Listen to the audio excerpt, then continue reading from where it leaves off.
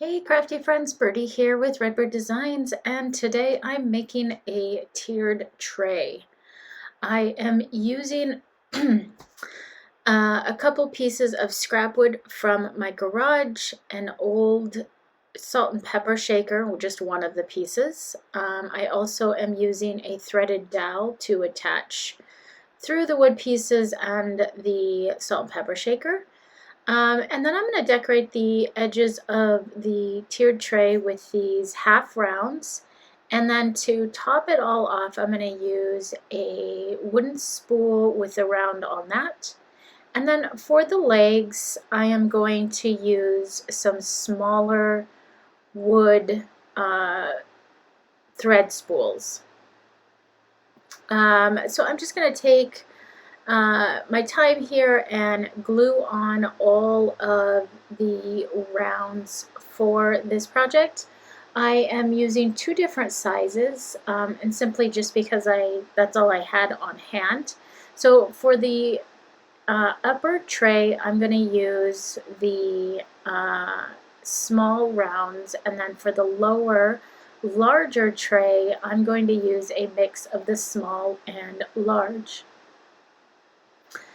I live in an area that I'm not able to access tiered trays, tiered tray decor, and so I have been on the hunt for a larger tiered tray that had a little bit more depth to it so that there was distance between the two trays essentially.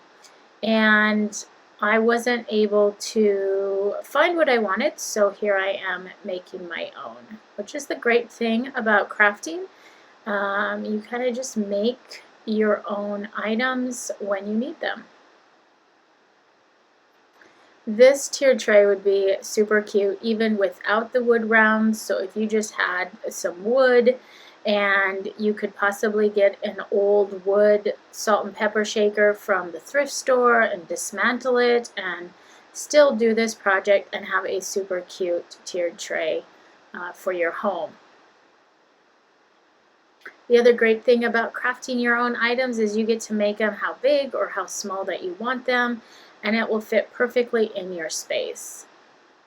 Alright, so I've got all of my pieces glued on, and now I'm going to take some Waverly Antique Wax and wax all of my little bits.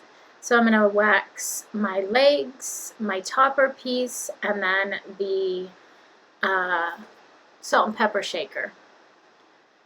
In hindsight, I should have sanded the salt and pepper shaker, but I'm going to give this a whitewash anyways, so it was okay that it didn't take the wax stain as well. But the wooden spools are doing great, and they're really getting nice and dark. I've got my little legs and my topper.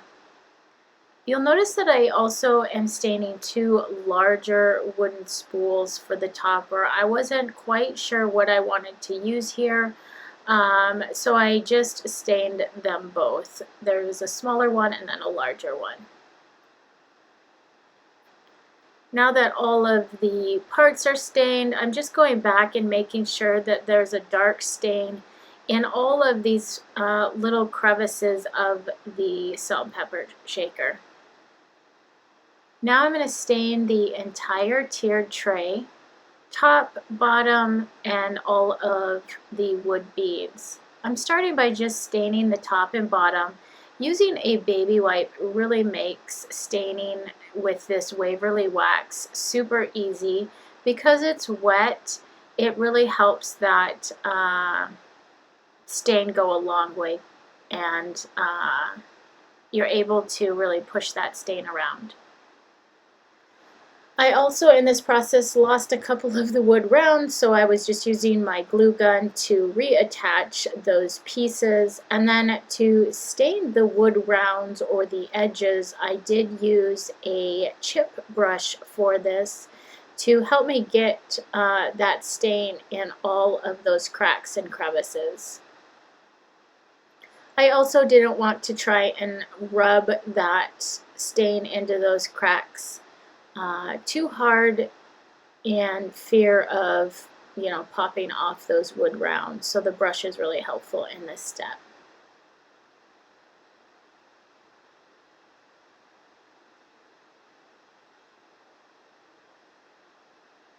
So I'm just going back and making sure that I have all of the parts stained nice and well.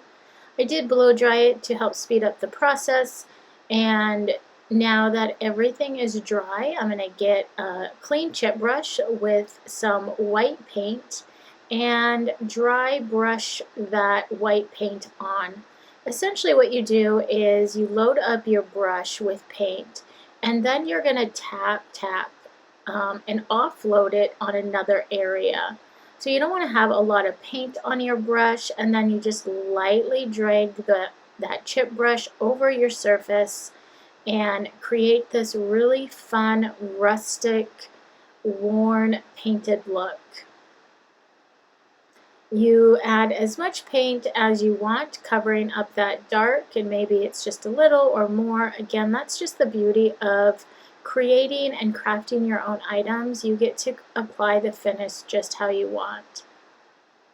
So I'm just kind of going back over and adding a little more white. I want to have more white and less dark, so we're just going to keep adding white until it's got the finish that I want here. And then we'll blow dry it and flip it over and do the other side. And then we will blow dry that and then do the edges with the chip brush.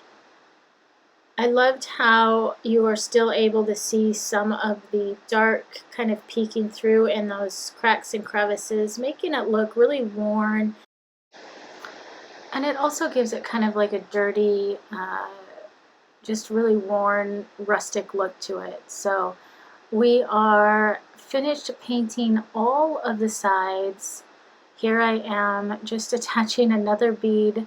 Make sure that you use glue. Make sure you let your glue set up. I did not. I was under some time crunch here. But now I'm going to glue my legs on. And it's easier to apply the finish to smaller pieces when they're attached. So that's what I'm doing. I'm attaching all 4 of my legs, and then I'll apply my white wash or my white dry brush to my legs. I'm also using a combination of the glue gun and a little bit of that super glue just to make sure that they're really going to stick good and stay stuck. Once they're all attached, I'm going to grab my brush and do a dry brush on the edges of those. I'm loving how this project is turning out, and I think it's going to be just such a fun way to add some holiday decor to my buffet area. Tiered trays just really make it easy to decorate, especially if you have a small space. And you can just decorate the tiered tray and nothing else, and you have a little bit of some holiday cheer. So I added a bolt or a nut to the threaded rod on the bottom, and then I threaded that rod through my large tiered tray. I threaded it through that salt shaker, and then I added a washer and a nut on the top to tighten it and keep it sturdy. I love this tiered tray because it has the flexibility of removing that nut and the threaded bolt, and I can store this flat. So I did find out that the spool that I want to use at the top, the hole inside is a little too small for the threaded dowel and the nut. So I'm going to have to drill that out just a little bit to make that opening a little bit bigger so that it can slide in at the top. Once I have that done, I'll dry brush that last piece as well. But here I am just dry brushing the salt shaker or pepper shaker. I can't remember which one it was. And then it is finished. This tiered tray turned out so cute. I can't wait to show you in the next video how I'm going to decorate it and how it looks in my kitchen or in my dining room area. But I hope this inspires you to just look around at your house and what you might have locally at a thrift store to repurpose your items and create a piece that is fit perfectly in your home with the finish that you love.